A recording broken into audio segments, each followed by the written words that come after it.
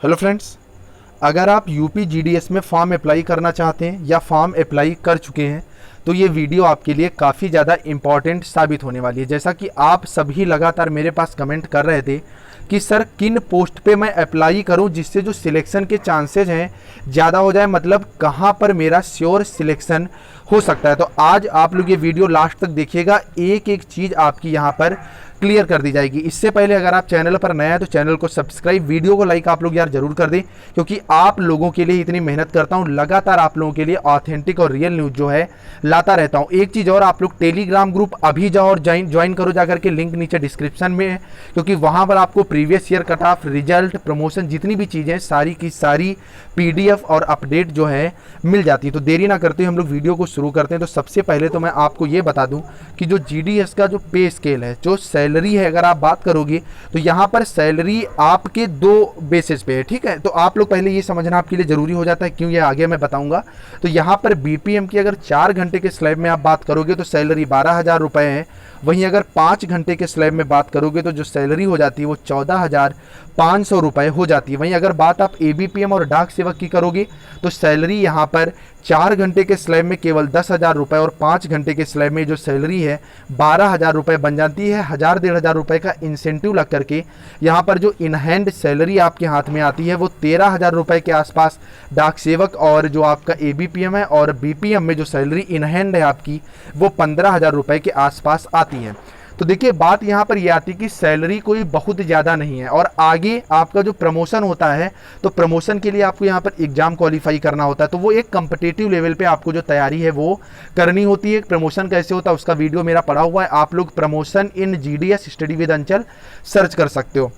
तो ये जो 14-15 हज़ार रुपये सैलरी है, तो यहाँ अगर आप लंबे से अपना, जैसे मान लीजिए सिलेक्शन करवा लिया, जैसे मान लीजिए आप आगरा के रहने वाले हैं और आपने सिलेक्शन कहाँ ले लिया, मान लीजिए आप जो सिलेक्शन लेने चले आए शाहजहाँपुर, ठीक है, शाहजहाँपुर चले गए। अब अगर आपने इतनी दूरी पे ले लिया है तो महीने में 3 से 4 राउंड तो आपके घर के हो ही जाएंगे।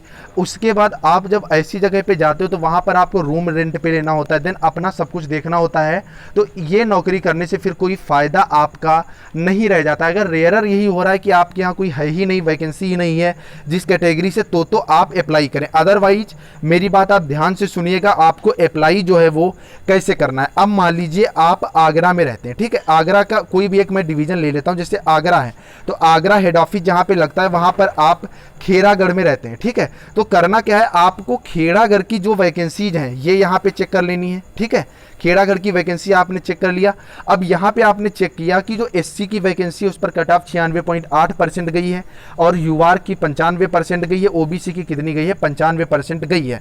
अब ये खेड़ागढ़ के पड़ोस में मान लीजिए आपका और लगता है, जैसे ये आपका लगता है शमशाबाद, ठीक है। अब शमशाबाद मान लीजिए आपके खेड़ागढ़ के पड़ोस में लगता है, तो आपको यहाँ पर चेक करना है। मान लीजिए आप OBC से अगर कैटेगरी से हैं और फॉर्म अप्लाई करने की सोच रहे हैं तो आप OBC कैटेगरी में यहाँ पर देखेंगे कि कट ऑफ जो है वो कितनी गई हुई है। आप OBC यहाँ पर देख लेंगे। अगर UR कैटेगरी से तो यहाँ पर अगर आप देखोगे नेत्रापाल जी का जो सिलेक्शन हुआ है 95 नंबर पर हुआ है। वहीं EWS में जो सिलेक्शन हुआ है वो भी 95% पर, UR का सिलेक्शन 95 और SC का भी 95% पर हुआ है। तो अब ऐसे में आप लोगों के मन में एक दुविधा बहुत बड़ी ये खड़ी हो जाती है, और लगातार आप कमेंट भी करते हो कि सर मेरे 82% मार्क्स है, मैं फॉर्म अप्लाई करूं या ना करूं। तो भैया यहाँ पर मैं आपको यही सजेस्ट करूंगा कि अगर आपके मार्क्स 80% से अप हैं, मैं नीचे वाले की तो बात नहीं करूंगा, आपकी इच्छा भैया आप अप्लाई करो चाहे ना अप्लाई करो, क्योंकि बहुत सी ऐसी कैटेगरीज हैं जिनकी कोई फीस पड़ती ही नहीं, तो आप आसानी से मोबाइल से जो है फॉर्म अप्लाई कर सकते हो। लेकिन यहाँ पर बात आती है कि 80% वाले, तो बहुत सी ऐसी वैकेंसीज होती है, मतलब पोस्ट होती हैं,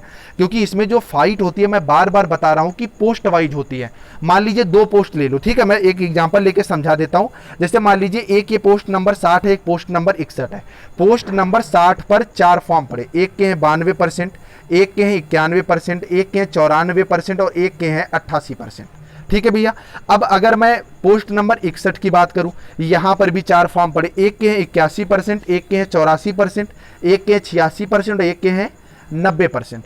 तो इस पोस्ट पर जो होगा वो 94% वाला सिलेक्ट किया जाएगा और इस पोस्ट पर आपका 90% वाला सिलेक्ट किया जाएगा, जो ना कि आपका ये 92 और 91% वाला जो स्टूडेंट है वो 96% वाली पोस्ट पर अपना जो फॉर्म है अप्लाई करेगा। अब मैं आगे बात आपसे करूंगा कि कौन कौन सी पोस्ट आपके लिए ज़्यादा सुपीरियर रहेंगी। इसके पहले मैं यार आपको एक चीज़ बताऊं, आप लोग थोड़ा सा मेरी हेल्प कर दें। छोटी सी हेल्प क्या है कि जो मुझे कट ऑफ बनानी है आप लोगों के लिए, ठीक है, क्योंकि उसमें एक अच्छी खासी कट ऑफ बनाने के लिए आपको केवल 3 काम करने हैं।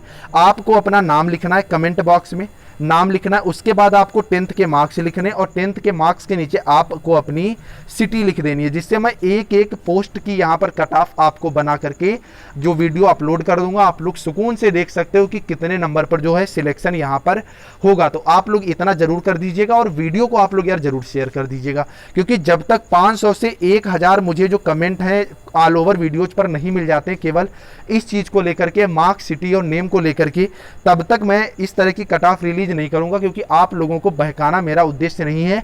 यहाँ पर जो भी चीज़ें मिलती हैं वो आपको ऑथेंटिक और रियल मिलती हैं। अब हम लोग आ जाते हैं नेक्स्ट लेकर के, ठीक है। फिलहाल ये प्रीवियस ईयर कट ऑफ मैं आपको दिखा रहा हूँ, और प्रीवियस ईयर कट ऑफ जो होता है अपनी स्थिति मापने के लिए सबसे बेहतरीन तरीका है। हम मान लीजिए आप अगर बुलंदशहर की बात करोगे तो बुलंदशहर में आपको देखिए अपना क्षेत्र नहीं छोड़ना है। मैं बार बार इस चीज़ को रिपीट कर रहा हूँ, आप अपने क्षेत्र में ही रहेंगे। आप अपने जिले के बाहर फॉर्म डालने की कोशिश बिल्कुल मत करिएगा। आप मान लीजिए आप 20 पोस्ट सिलेक्ट कर रहे हैं तो आप अपने जिले की सिलेक्ट करें, क्योंकि कोई ना कोई तो ऐसी पोस्ट होगी जिस पर जो मेरिट है वो गिरेगी। या आप 5 पोस्ट सिलेक्ट कर रहे हैं, आपने एक मान लीजिए आप हरदोई के रहने वाले हैं, एक आपने लखीमपुर सिलेक्ट करी, एक हरदोई सिलेक्ट करी, एक शाहजहांपुर सिलेक्ट करी, एक आगरा और एक आप बलिया सिलेक्ट कर रहे हो। ऐसे में क्या होगा, आप कहीं के नहीं रह जाएंगे।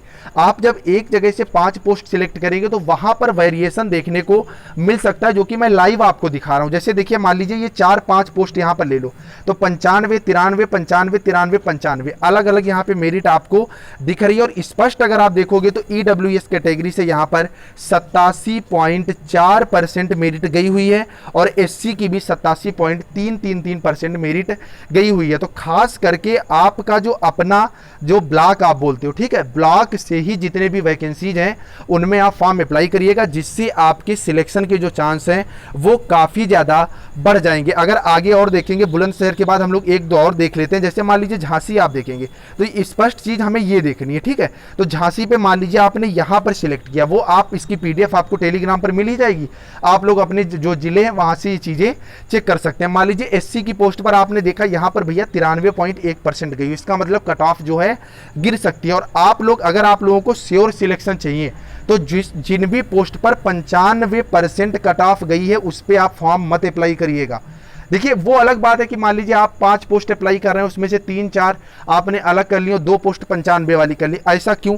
क्योंकि देखिए यहाँ पे आप लोग बुरा मत मानिएगा, अगर आप CBSE बोर्ड से हैं, जो CBSE बोर्ड के स्टूडेंट्स हैं उनका क्या होता है, उनका 9.5 के मल्टीपल में जो फॉर्म है वो फिल करना होता है। और मैक्सिमम जो स्टूडेंट्स हैं, मैंने खुद बहुत से, क्योंकि मैं खुद एक टीचर हूँ, मैंने देखा तो इन लोगों के 10 CGPA 10 ग्रेड पॉइंट आ जाते हैं और 9.5 के मल्टीपल में इनका 95% जो है बन जाता है। और यहाँ 95% वाले आपको मैक्सिमम CBSE बोर्ड के स्टूडेंट दिखेंगे। तो यहाँ पर देखिए जैसे 83 गई हुई है PWD की, और SC की बात करोगे तो 93 गई हुई। तो इस तरह से आपको चेक कर लेना है और धैर्य अपना आपको नहीं खोना है, और धीरे धीरे चीज़ें जो है मैं खुद क्लियर कराता रहूँगा। तो अगर कोई डाउट है तो आप कमेंट करके ज़रूर बताइएगा, हमेशा मैं आप लोगों के साथ रहूँगा।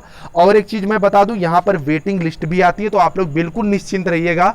अगर आपके अच्छे मार्क्स हैं तो अगर पहले फेज में नहीं हुआ तो दूसरे फेज में आपका सिलेक्शन हो जाएगा। बाकी क्या डॉक्यूमेंट्स चाहिए, कैसी कट ऑफ रहेगी, तो आप लोग कमेंट तो करेंगे ही करेंगे। सारी जानकारी आपको इसी चैनल से मिल जाएगी। तो जाते जाते आप लोग यार चैनल को जरूर सब्सक्राइब करना, क्योंकि आप लोगों के लिए इतनी मेहनत मैं करता रहता हूँ। चलिए फ्रेंड्स, मिलते हैं नेक्स्ट अपडेट के साथ, तब तक के लिए बाय बाय।